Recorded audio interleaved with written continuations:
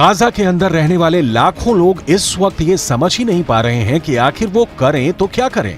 Israel के प्रधानमंत्री Benjamin Netanyahu ने तो राष्ट्र के नाम संबोधन में यह साफ कर दिया है कि गाजा के 20 लाख लोग अब हट जाएं, क्योंकि हमास के आतंकियों का वो पूरा सफाया करने का टारगेट तय कर चुके हैं। इस समय गाजा के अंदर हर तरफ ढही हुई इमारतों के मलबे और धुआं ही धुआं नजर आ रहा है। सड़कों पर एम्बुलेंस की गाड़ियां दौड़ रही हैं और हालात काफी ज्यादा खराब नजर आ रहे हैं।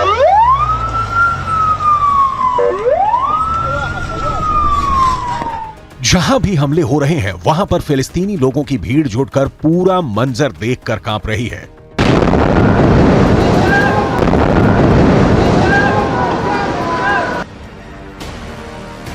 कुछ तस्वीरें भी सामने आई हैं जिसमें गाजा पट्टी में कयामत टूटती नजर आ रही है।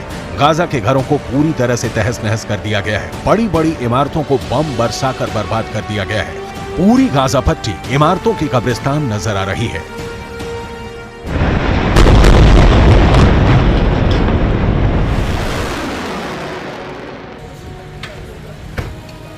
गाजा के अंदर कोहराम मचा हुआ है। लाशों पर लाशें गिर रही हैं। लोग रोते हुए नजर आ रहे हैं। लाशों को सफेद कफन में ले जाया जा रहा है। हमास ने युद्ध तो छेड़ दिया, लेकिन अब आखिर इन लाशों की जिम्मेदारी कौन लेगा? इजरायल की सेना के प्रवक्ता ने तो पहले ही साफ कर दिया है कि यह हमला फिलिस्तीन ने शुरू किया है, इसलिए अब गाजा के अंदर गिरने वाली हर लाश की जिम्मेदारी भी हमास को ही उठानी पड़ेगी।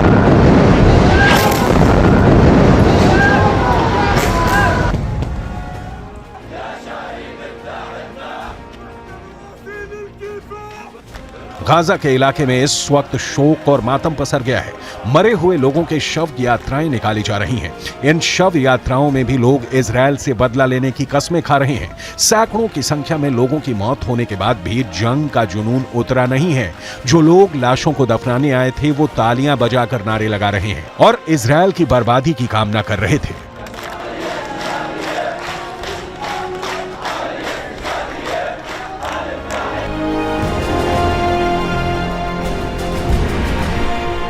दूसरी तरफ इजरायल ने भी अपने टैंक युद्ध भूमि में उतार दिए हैं। शनिवार को जब हमास के आतंकियों ने इजरायल पर हमला किया था तो न सिर्फ इजरायल के टैंकों को नष्ट किया था, बल्कि उन पर चढ़कर जश्न भी मनाया था।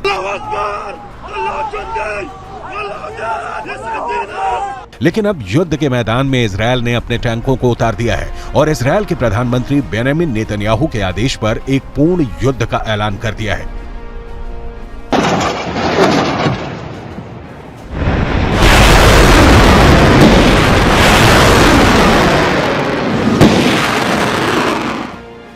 इतना खतरनाक युद्ध शुरू हो चुका है, लेकिन इसके बावजूद भी ईरान के अंदर जश्न मनाया जा रहा है।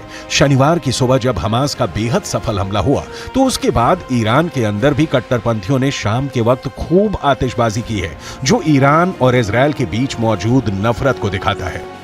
इसके अलावा तुर्की के अंदर भी हजारों की संख्या में लोग फिलिस्तीन के समर्थन में सड़कों पर उतर आए हैं। दूसरी तरफ पाकिस्तान से भी लगातार हमास को समर्थन किया जा रहा है। पाकिस्तान के अंदर से भी लाखों की संख्या में हमास के समर्थन में ट्वीट हुए हैं और हैशटैग सपोर्ट हमास का ट्रेंड करवाया गया है।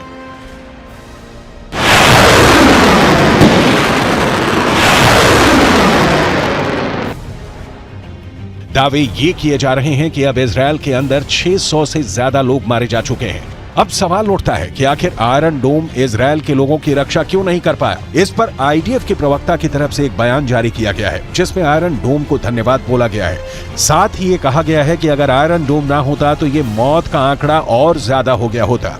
दरअसल दावा यह है कि इजरायल में जो लोग भी मारे जा रहे हैं उनमें से ज्यादातर क्लोज फाइट में मरे हैं, ना कि रॉकेट हमलों से।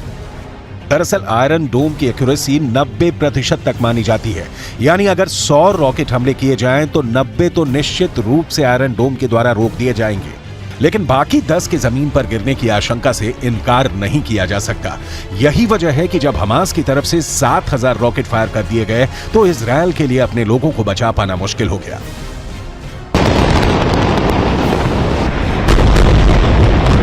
Thanks to the Iron Dome, we have not sustained tremendous casualties from the rockets that have been fired.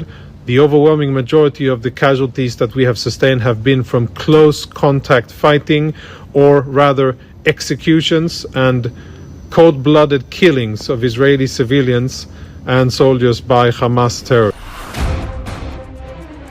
कुल मिलाकर इजरायल और हमास के बीच चल रही ये जंग अब कई हफ्तों तक चलने वाली है। ना ही इजरायल अब झुकने को तैयार है और ना ही हमास, और ऐसे में अब शांति समझौते की कोई उम्मीद दूर दूर तक नजर नहीं आती है।